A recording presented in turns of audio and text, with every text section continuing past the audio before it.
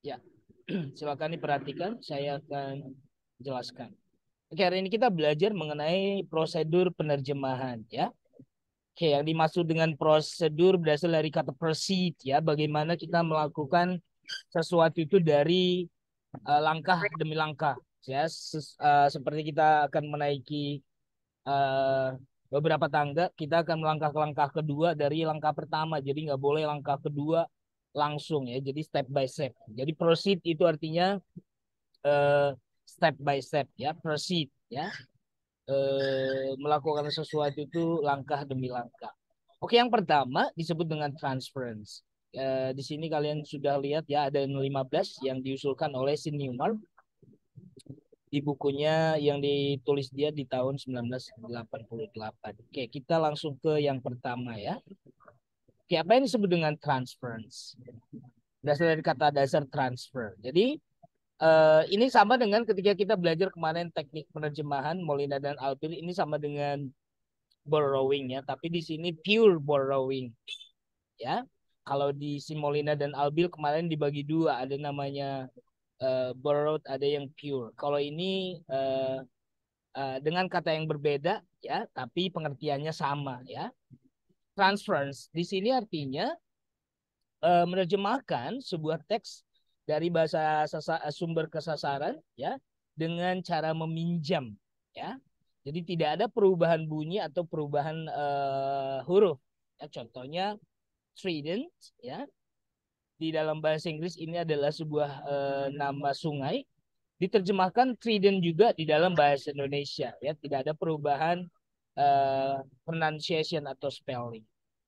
Yang kedua lobby, di bahasa Spanyol juga tulisannya lobby, bahasanya pronunciation-nya juga lobby. Contoh yang ketiga sandwich, di bahasa Inggris, di bahasa Indonesia juga sandwich. Itu yang disebut dengan transference. Yang kedua disebut dengan naturalization. Kalau Molina dan Albir mengatakan ini tetap borrowing, tapi kan Molina dan Albir mengatakan borrowing itu ada dua, pure and naturalized. Nah, inilah yang disebut dengan naturalized, ya. Jadi naturalisasi ini mengedepankan sisi kenaturalan di dalam pelafalan pengucapan di bahasa target. Contohnya deserter in English diterjemahkan desertir di bahasa Indonesia, ya. Meeting di dalam bahasa Inggris, di bahasa Spanyol disebut meeting, ya. Group di bahasa Inggris, di bahasa Indonesia group. Jadi Borrowing pasti lettersnya jalur sih. berbeda, spellingnya berbeda, ya. Kayak pronunciation-nya juga berbeda, ya. Kalau di sini contoh yang ketiga ini, di sini ada O-nya, di bahasa Inggris nggak ada O karena kita tidak mengenal O dan U apa namanya berdampingan secara langsung. Oke, yang ketiga, oh ini, oke. Yang ketiga adalah cultural equivalent. Dari kata dasar culture dan equivalent. Equivalent itu adalah Ya, persamaan, ya. Jadi persamaan budaya. Meskipun dibilang di sini penerjemahan ini biasanya memang tidak akurat atau tidak meaningnya itu ada yang tidak persis sama karena budayanya berbeda. Jadi disebut begini, however katanya, namun they are not accurate. Hasil terjemahannya itu tidak akurat 100% karena budayanya berbeda, ya. Tapi ada persamaan, ya. Ditariklah kesimpulan bahwasanya penerjemahan ini disebut dengan cultural equivalent, ya, karena budayanya berbeda tapi ada persamaan.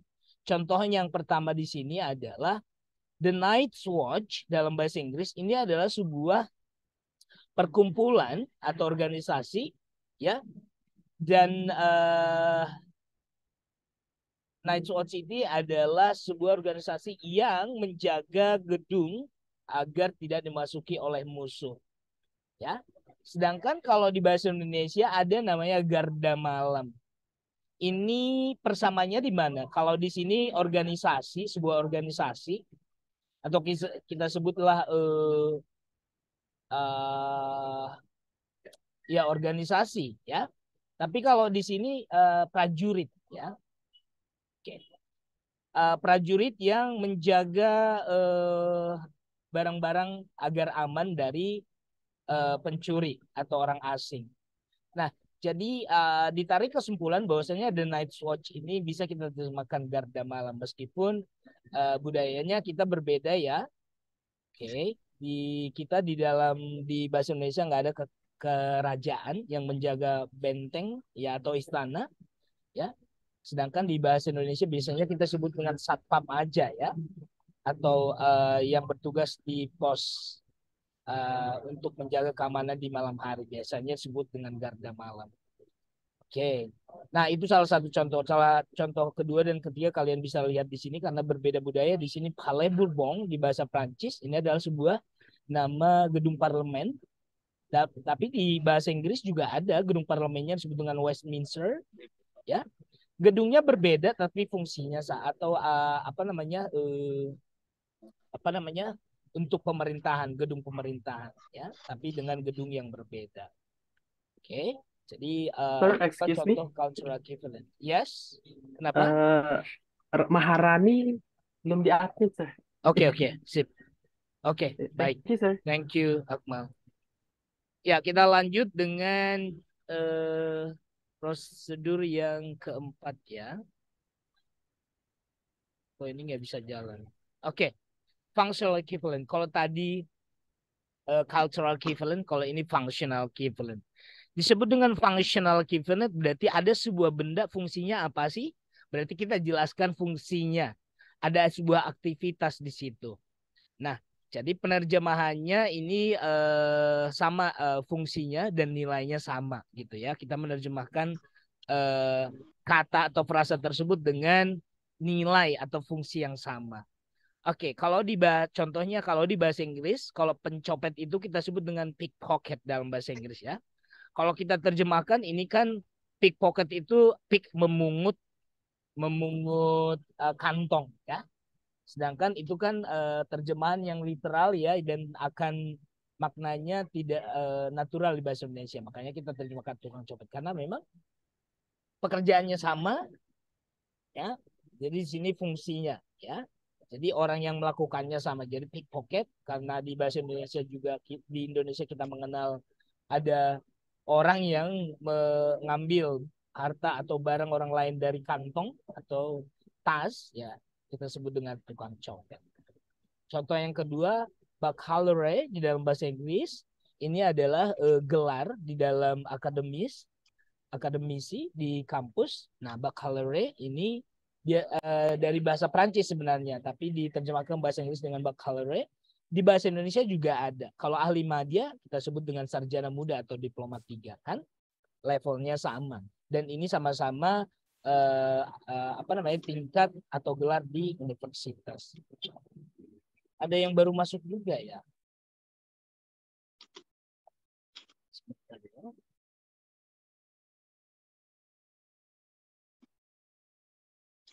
Oke, ini disebut dengan functional equivalent. Fungsi benda tersebut apa ya? Oke, setelah functional equivalent kita munculkan descriptive equivalent. Descriptive itu sebenarnya apa bedanya dengan functional equivalent? Kalau functional tadi fungsinya gunanya untuk apa sih? Nah, sedangkan descriptive adalah keterangan dari benda tersebut. Ya, contohnya dalam bahasa Jepang samurai kita terjemahkan menjadi panjang banget ya. Makanya di sini one word ya explains in several words. Hanya satu kata samurai tapi diterjemahkan panjang ya. Bisa klausa atau kalimat ya. The Japanese aristocracy from the 11th to the 19th century, its function was to provide officers and administrators. Jadi kata samurai di dalam bahasa Jepang diterjemahkan panjang karena dideskripsikan, dijelaskan. Destroyer satu kata diterjemahkan menjadi 3 kata di sini, kuda perang, destroyer. Ya, oke. Nah itu yang disebut dengan deskriptif, dijelaskan benda tersebut. Ya. Oke, keenam itu componential analysis. Componential analysis seperti ini guys. Dari contoh ini kita bisa menarik kesimpulan nanti ya.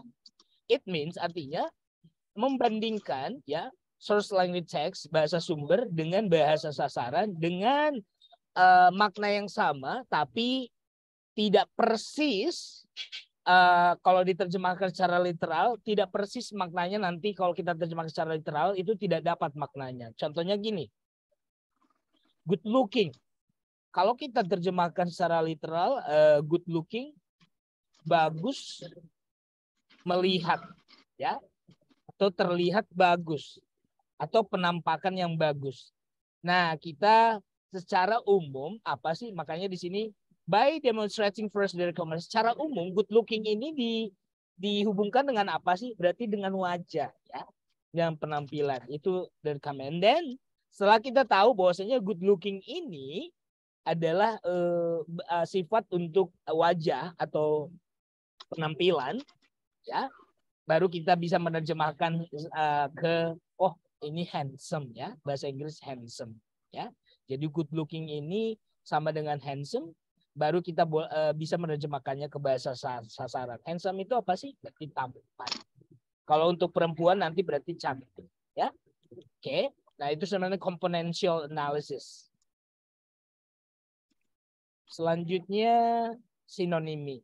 Sinonimi gini, kalau kita mencari sinonim sebuah kata kan banyak ya sinonimnya, ya. Artinya kata tersebut sebenarnya maknanya sama, cuman pemakaiannya berbeda. Pemakaiannya berbeda. Atau kok saya sudah pernah katakan, ya, sudah jelaskan, ada kumpulan kata yang memang satu sama lain itu harus selalu itu pasangannya. Contohnya different from, bukan different with. Ya, tapi kan kalau the same berarti the same with gitu. Same harus selalu bersamaan dengan with, kalau different bersamaan dengan from. Nah, ada di situ collocation. Nah, jadi di sini sinonimi ini, ya, ada beberapa kata, ya, sinonim dari sebuah kata, tetapi nanti kita harus memilih yang mana yang lebih tepat. Ya. Oke, kita lihat konteksnya dulu. Contoh yang pertama, souvenir di bahasa Inggris diterjemahkan oleh-oleh ke bahasa Indonesia. Yang lebih detail sih contoh yang kedua, ya, saya jelaskan. Person gentil, ya, person gentil. Ini kalau kita lihat kata sifat gentil ini dalam bahasa Prancis, ada beberapa sinonimnya dalam bahasa Inggris. Gentle, good, pretty, kind. Ya, secara umum kita menggunakan gentil ini gentle, ya, lembut. Tapi karena ini berhubungan dengan person atau orang, makanya kita ambillah kata kind, bukan gentle. Ya, jadi kita terjemahkanlah menjadi kind person, bukan good person atau pretty person atau gentle person. Kalau ke sifat biasanya kita menggunakan kata sifat kind. Makanya kita ambil kata kind. Jadi itulah sinonim. Pemilihan kata dari beberapa sinonim, dari beberapa kata sinonim yang kita dapat, kita pilihlah yang lebih tepat. Ya. Oke, sesuai dengan konteks atau kata tersebut berhubungan dengan kata apa. Oke, itu disebut dengan sinonimi. Yang kedelapan, true translation. True translation ini lebih ke menerjemahkan bukan kata tetapi frasa, ya, atau singkatan biasanya. Jadi bukan kata tapi frasa atau singkatan. Dan kadang-kadang kalau di Simolina kemarin Kalk itu lebih ke benar. Kalk itu Molina dan Albir juga sama mengatakan Kalk itu menerjemahkan bukan kata tapi frasa. Karena selain di situ ada perubahan bunyi, tapi ada juga di situ borrowing. Ya, oke. Tetapi bukan kata, bukan hanya kata tapi frasa. Karena ada di situ nanti perubahan for, perubahan letak. Ya, contohnya, ya, di sini adik-adik, European Cultural Convention itu adalah singkat kepanjangan, ya. Kita tidak menerjemahkan SCC, tapi diterjemahkan ke bahasa Prancis menjadi convention siapa itu, ya, berisik. Suaranya dinonaktifkan dulu adik-adik. Coba dicolek dulu temannya yang siapa itu, Akmal? Sonia. Halo, tes. Please excuse me, sir. Itu Sonia, ya.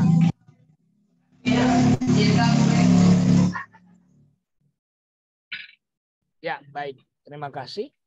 Jadi di sini saya jelaskan lagi bukan menerjemahkan kata tapi frasa. Karena di situ ada frasa kan 2 kata. Jadi ada nanti perubahan selain ada perubahan bunyi dan juga ada perubahan construction atau posisi ya, possession. Contoh di sini European Cultural Convention, lihat di sini. Convention yang berada di akhir frasa ini berada di awal jadinya di bahasa Prancis. Convention, Cultural European. Ya. UN, United Nation diterjemahkan beda nih, PBB. Beda banget. Karena kita punya frasa yang berbeda, tapi ini adalah sebuah organisasi yang sama. Ya. UN, kalau dalam bahasa Inggris United Nation, kita punya PBB, Perserikatan Bangsa-Bangsa. Ya. Oke. Nah, itu disebut dengan true translation. Shift translation ini mudah-mudahan masih ingat kemarin, shift ini lebih ke ada perubahan level kata atau perubahan kelas kata. Contohnya dari kata sifat menjadi kata kerja menjadi kata keterangan, ya, atau kata benda berubah menjadi kata kerja, ya. Nah, atau perubahannya juga ada di sini satu kata menjadi 2 kata gitu ya. Tapi ini yang disebut dengan shift translation ini lebih menekankan ada perubahan kelas kata. Kelas kata di situ bisa dari kata menjadi frasa, frasa menjadi klausa, atau klausanya menjadi kata, jadi ada perubahan. Ya, jadi shift ke kelas kata. Kalau translation itu perubahan apa namanya ya, sintaktiknya lah ya, sintaktis, karena kata, frasa, klausa, kalimat. Yang kalimat bisa diterjemahkan menjadi frasa, atau frasa diterjemahkan hanya menjadi sebuah kata. Nah, itu sebetulnya. Contohnya, welcome to my house. Welcome ini kan satu kata lah ya, kita terjemahkan selamat datang menjadi 2 kata. Contoh yang kedua, selain itu, ya betul ya, one word to a phrase. Selanjutnya the meuble dalam bahasa Prancis kita menerjemahkan hanya furniture. Ini 2 kata ya. Biasanya Prancis itu identik dengan awalan-awalan untuk kata benda, ada femina, ada maskula ya, lela ya. Oke. Shoes ya, hanya 1 kata tapi diterjemahkan menjadi sepasang sepatu 2 kata. Nah, itu namanya shift or translation. Nomor 10 modulation, mode ya. Mengubah sudut pandang. Sudut pandang kalimat, kita melihat sudut pandang kalimat itu biasanya dari mana sih? Dari penekanan subjek dan objeknya. Gitu ya. Kalau penekanan di makna itu biasanya dari mana sih? Biasanya kita lihat dari ya kata yang digunakan gitu ya. Ada perubahan kata tapi maknanya tetap sama.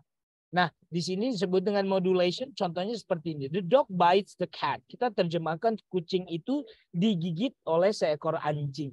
Ada perubahan di sini dari struktur kalimatnya yang aktif menjadi pasif ya. Harusnya anjing menggigit kucing tersebut, tapi di sini kucingnya yang menjadi fokusnya kita. Kucing itu digigit seekor anjing. Jadi dari aktif ke pasif. Contoh yang kedua, Statue du Veau dalam bahasa Prancis diterjemahkan water tower. Ya, oke. Modulation dan shift ini sering ya, digunakan mahasiswa untuk menjadi bahan penelitian karena agak gampang diingat ya. Oke, kita ke nomor 11 ya, prosedur yang ke-11, recognize translation. Recognize translation itu muncul ya, katanya muncul, ini penerjemahan ini muncul ketika si penerjemah itu menggunakan penerjemahan yang layak atau original atau authentic ya, of any, dari apa, dari istilah-istilah institusional. Istilah institusional itu berhubungan dengan hukum ya, dan ini biasanya penerjemahan recognize translation ini ketika kamu nanti menjadi sworn translation atau penerjemah tersumpah, karena berhubungan dengan bahasa-bahasa hukum. Oke. Apalagi kita hukum Indonesia masih 75% mengandung atau memakai hukum Belanda ya. Oke. Meet best Simung ya, Mitbestimmung bahasa Jerman diterjemahkan menjadi Codetermination. Ini adalah sebuah konsep, di sini saya jelaskan Codetermination ini apa sih? Ini adalah konsep di mana ya hak seorang pekerja untuk berpartisipasi atau ikut serta di dalam membuat keputusan di dalam sebuah perusahaan. Contohnya kita karyawan itu mempunyai hak ya atau mempunyai saham lah istilahnya ketika agar kita bisa ya bersuara atau menyatakan pendapat atau menyatakan sebuah pendapat di dalam rapat-rapat pimpinan. Nah, itu disebut dengan codetermination. Ini adalah hal yang sama, tapi di bahasa Belanda disebut dengan Mitbestimmung. Kalau di dalam bahasa Inggris disebut dengan codetermination. Contohnya kalau di bahasa Belanda atau Jerman, Rechtsstaat, ya. Kalau di dalam bahasa Inggris disebut dengan constitutional state, ya. Bahasa Indonesia terjemahannya juga konstitusi negara. Civil law kalau di bahasa Indonesia diterjemahkan menjadi hukum perdata. Criminal law diterjemahkan menjadi hukum pidana. Dan ini dari dulu sampai sekarang terjemahannya begini-begini terus gitu ya, tidak pernah berubah. Karena recognized translation itu seperti kita mengadopsi terjemahan itu sudah menjadi. Contohnya kalau ini kan bahasa Jerman Mitbestimmung ini diterjemahkan codetermination. Mitbestimmung ini itu terus gitu loh, katanya tidak pernah berubah, dan kalau ketika diterjemahkan pun ke bahasa Inggris itu tetap codetermination, nggak ada pilihan kata yang lain karena ini sudah specific term. Makanya di sini proper translation ya of any institutional term disebut dengan recognized translation dan sudah dikenal umum ya, khususnya para praktisi di bidang hukum ya. Alright, kita ke prosedur ke-12 dengan compensation. Disebut dengan kompensasi kalau di dalam bahasa perusahaan, kompensasi berhubungan dengan gaji ya atau yang tidak diatur di dalam peraturan antara pekerja dan perusahaan. Ya, kompensasi itu berarti bisa seenaknya manajer, bisa seenaknya, pokoknya tidak ada. Nah, jadi di sini di dalam penerjemahan pun ada kompensasi. Artinya apa sih? Nah, di sini sebenarnya penerjemahan itu kalau kita terjemahan kata per kata, satu maknanya tidak akan dapat, dan yang kedua keindahannya tidak dapat. Dan ini makanya compensation ini lebih digunakan di dalam menerjemahkan karya sastra. Karena kita kan selalu cenderung ingin menerjemahkannya menjadi mengedepankan sisi keindahan. Kalau di dalam puisi kita mengenalnya rima ya. Kalau di dalam dialog biasanya kita menggunakan singkatan-singkatan atau bahasa slang ya, tidak formal. Nah, untuk mempertahankan keindahan tersebutlah kita menggunakan kompensasi. Oke. Nah, contohnya di sini, if there is a place you've got to go, I'm the one you need to know. Lihat tadi kalau kita terjemahkan, jika ada sebuah tempat yang ingin kamu pergi, ya saya adalah seseorang yang ingin kamu kenali. Nah, tidak diterjemahkan seperti itu. Kenapa? Karena di sini mengenal, pergi, al. Nah, agar terjemahnya lebih bagus, ini butuh pekerjaan yang sangat berat nih seorang perusahaan untuk menerjemahkan sebuah puisi. Harus memahami dulu makna puisinya apa sih, dan harus dicari kata yang tepat, apalagi khususnya yang paling belakang, agar rimanya dapat, keindahan bunyi akhir itu dapat. Contohnya, jika kau mencari tempat, akulah orang yang tepat. Lihat, no, go. Ya, bunyinya berakhiran dengan o, ya, diftong ya, dua bunyi vokal, di sini juga tepat. Nah, itu disebut dengan kompensasi. Yang ke-13 paraphrase. Namanya paraphrase berarti kita memiliki kosakata sendiri tapi tidak mengubah makna. Bisa lebih pendek, bisa lebih panjang. Ya, namanya juga paraphrase. Biasanya paraphrase itu muncul karena kita ingin menjelaskan lebih detail atau lebih eksplisit biasanya. Ya, berarti harus ada penambahan kata. Makanya kalau penerjemahan dari sumbernya bahasa Inggris ke bahasa Indonesia biasanya jauh lebih panjang yang bahasa Indonesia karena kita ingin menjelaskan lebih spesifik, ya. Oke, Golden Gate diterjemahkan menjadi panjang banget nih. Golden Gate adalah sebut. Jadi kita meminjam kata juga, borrowing juga, ya, dan kita menjelaskan ada description-nya di sini.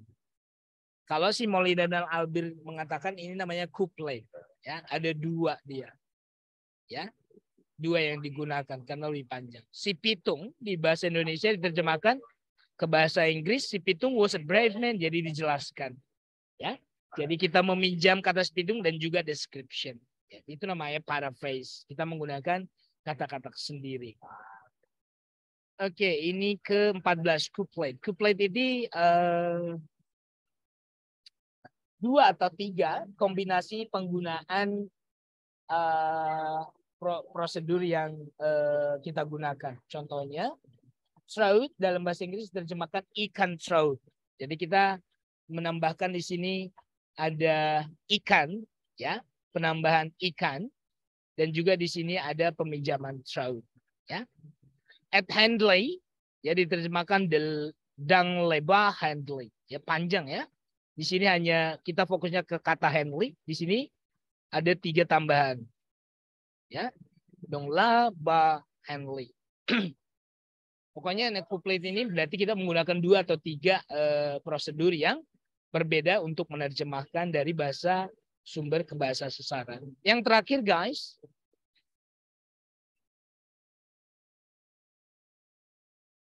yang terakhir ini adalah notes. Notes ini adalah additional information. Additional information, tapi penerjemahannya itu bukan ditaruh di dalam hasil penerjemahan. Tapi biasanya kita kasih tanda bintang di kata yang kita terjemahkan, ya. Nanti apa namanya notes-nya itu ada di bawah. Nah, kalau kamu buka Word kan biasanya ada footnote, ya. Kita jelaskan di bawah, ya. Jadi orang bisa melihat apa sih arti, contohnya the word doublet, ya. Kita menerjemahkan kata doublet, tapi di kata terjemahkan itu kita terjemahkan doublet, tapi di sini biasanya kita tanda asterisk ada di kata doublet di depannya. Nah, artinya di bawahnya, di bawah kata doublet itu di page terakhir, ya, bukan page, pokoknya di footnote-nya lah, kita pasti akan melihat pengertian dari doublet. Oke, nah itu namanya notes. Kalau description kan langsung di dalam penerjemahannya atau di dalam kalimat itu kita terjemahkan, tapi notes tidak. Itu perbedaannya notes dan description. Oke, adik-adik, begitu saja topik kita hari ini. Mudah-mudahan kalian sudah paham. Kalau kalian nanti saya share filenya, ya. Oke, adik-adik, ada pertanyaan? Silakan dibuka semua kameranya. Tinggal 5 menit lagi. Akmal. Yes, sir. Who is absent today? Nia, Sonia udah masuk lagi belum ya? Can you please check them for me? Oke, sir. Saya belum selesai melengkapi nilai kaliannya, adik-adik, ya. Adik-adik kalian satu sastra itu bermasalah juga. Kemarin banyak yang nggak ikut ujian. Katanya lupa ujian. Gimana ini mahasiswanya? Nanti sekalian saja sekalian ikut, ya. Siapa yang tidak hadir, Akmal? Yang lain saling lihat itu temennya siapa yang nggak hadir. Ayo. Sonia Elizabeth hadir, sir. Cuman tadi karena ada kendala Oh, laptopnya, iya. dia keluar. Jadi nggak ada. Terus Di sini ada berapa orang ya? Including me, there are 38. So there are 28. Berarti ada 27 mahasiswa, ya. minus itu tuh minus yang 5 orang MBKM ya? Iya, MBKM. Oh iya, Jadi, itu sudah total termasuk MBKM. Oh, yang MBKM sih sebenarnya di sini sudah dari awal sudah saya warnai join sih. Jadi tidak bermasalah. Coba cek sekali lagi, adik-adik ada temannya yang nggak datang hari ini?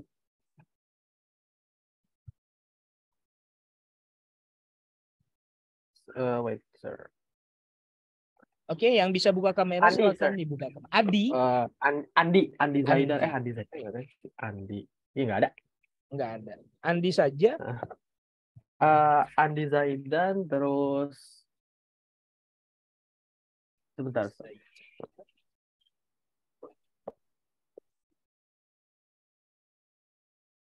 Apa perlu saya cek sesuatu? Nanti capek kali. Saya bacain nama. Eh, Gilman, sir. Gilman nggak ada juga. Oh iya, Gilman. Ya.